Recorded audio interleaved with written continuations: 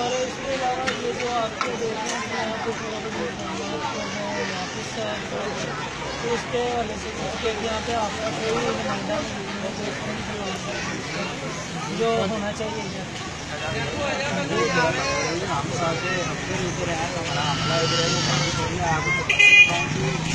देख रहे हैं कि आपको हमला जब यहाँ पे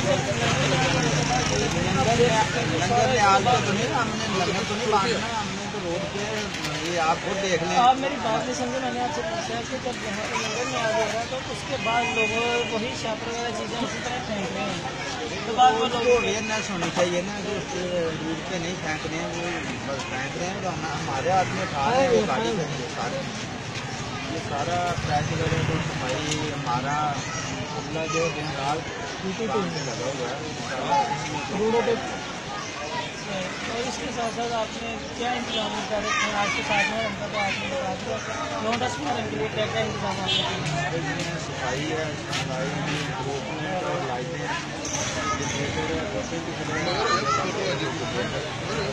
लाइटिंग का काम पूरा हो चुका है यहाँ पर कुल के आपके काम पूरे मुकम्मल। ये हमारे MOI निगरानी कर रहे हैं, तो पानी भी इनकी डिमांड पे लगा दिया, जो